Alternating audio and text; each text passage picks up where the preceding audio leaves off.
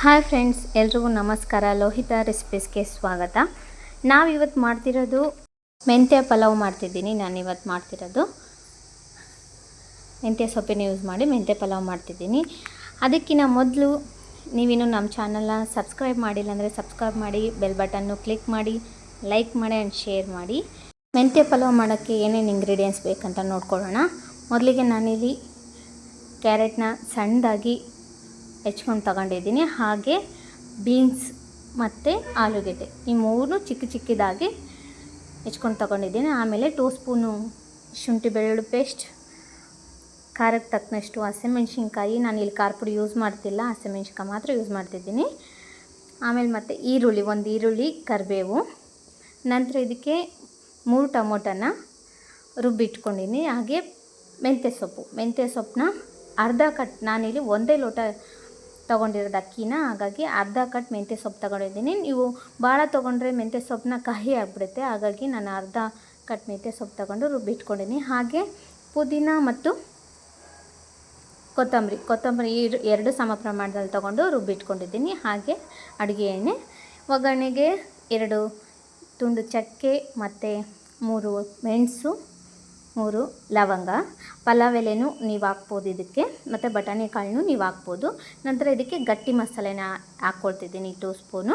ನಿಮ್ಮ ಮನೇಲಿ ಗಟ್ಟಿ ಮಸಾಲೆ ಇಲ್ಲ ಅಂದರೆ ನೀವು ಗರಂ ಮಸಾಲ ಮತ್ತು ಪಲಾವ್ ಮಸಾಲನೂ ಹಾಕ್ಕೋಬೋದು.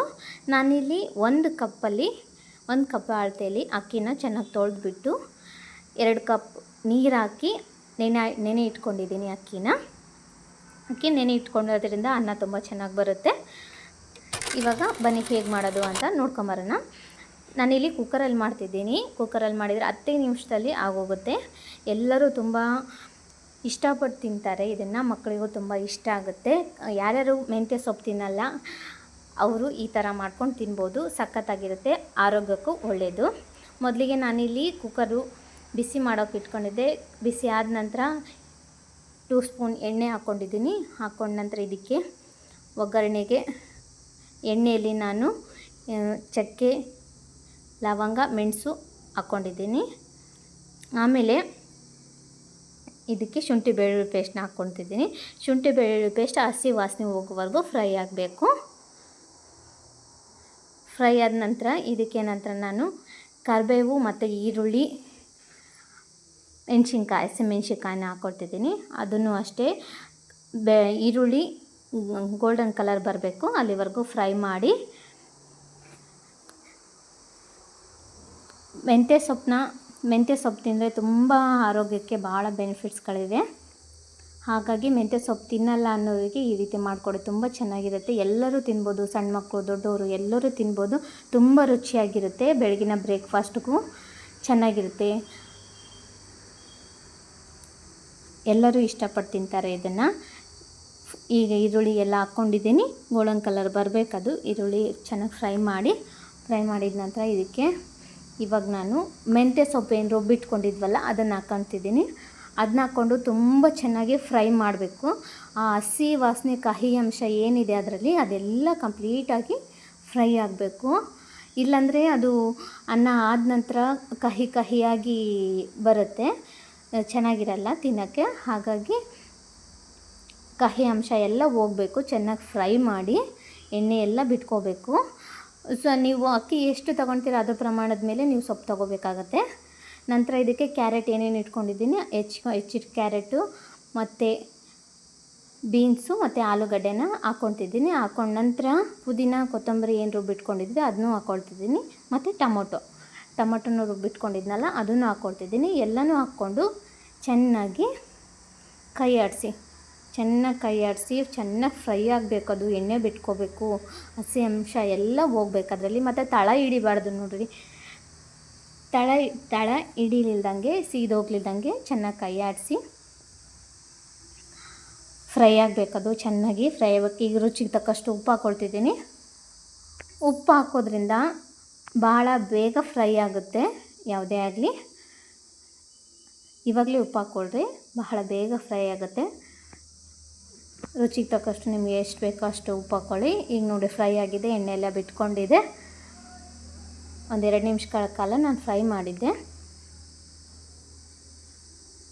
ಎಣ್ಣೆ ಬಿಟ್ಕೊಂಡಿದ್ದೆ ನೋಡಿ. ಇವಾಗ ಈ ಥರ ಚೆನ್ನಾಗಿ ಫ್ರೈ ಆಗಬೇಕು. ಇದಕ್ಕೆ ನಾನು ಗಟ್ಟಿ ಮಸಾಲ ಹಾಕ್ಕೊಳ್ತಿದ್ದೀನಿ 2 ಸ್ಪೂನು.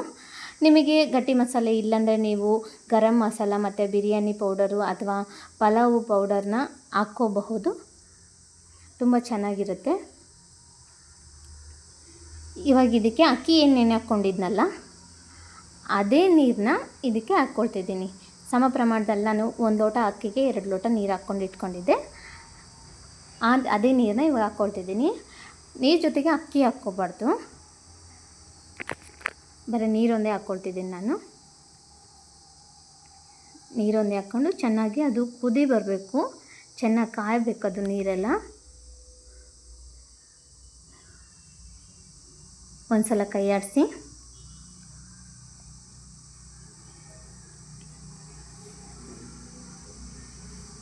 ತುಂಬ ಚೆನ್ನಾಗಿರುತ್ತೆ ಇದು. ಪ್ಲೀಸ್ ನನಗೆ ಸಪೋರ್ಟ್ ಮಾಡಿ, ಈ ವಿಡಿಯೋನ ಫುಲ್ಲು ನೋಡಿ, ಆಗ ನಿಮಗೆ ಹೇಗೆ ಮಾಡಬೇಕಂತ ಗೊತ್ತಾಗುತ್ತೆ. ಅರ್ಧಂಬರ್ಧ ನೋಡಿದರೆ ನಿಮಗೆ ಗೊತ್ತಾಗಲ್ಲ. ಈಗ ನೋಡಿ ಚೆನ್ನಾಗಿ ಕಾದಿದೆ, ನೀರೆಲ್ಲ ಚೆನ್ನಾಗಿ ಕಾದಿದೆ. ಇವಾಗ ಅಕ್ಕಿ ಹಾಕ್ಕೊಡ್ತಿದ್ದೀನಿ ನೋಡಿ. ಇವಾಗ ಅಕ್ಕಿ ಹಾಕ್ಕೊಂಡು ಒಂದು ಸಲ ಕೈ ಆಡಿಸಿ ಬೇರೆ ಮುಚ್ಚಳನ ಮುಚ್ಚಿ, ಕುಕ್ಕರ್ ಮುಚ್ಚಳನ ಮುಚ್ಚಬೇಡಿ.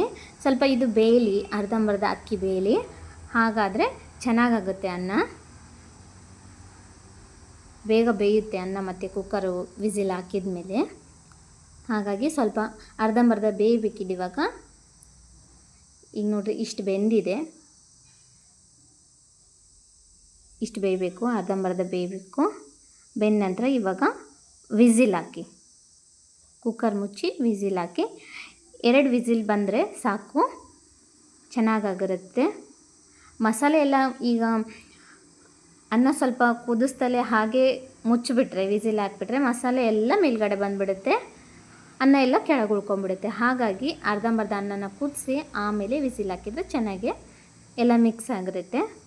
ಇವಾಗ ನೋಡಿ 2 ವಿಸಿಲ್ ಆಗಿದೆ, ಓಪನ್ ಮಾಡ್ತಿದ್ದೀನಿ ನೋಡಿ. ಎಷ್ಟು ಚೆನ್ನಾಗಾಗಿದೆ, ಎಷ್ಟು ಚೆನ್ನಾಗಿ ಬಂದಿದೆ, ಎಲ್ಲ ಮಿಕ್ಸ್ ಆಗಿದೆ.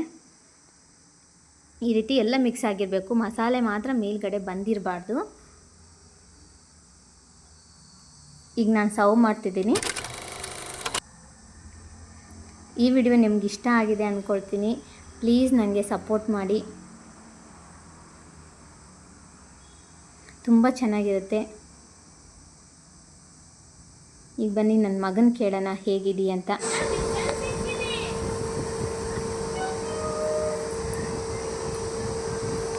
ಹೇಗಿದೆ ಪ್ರೇರಣ್? Thank you.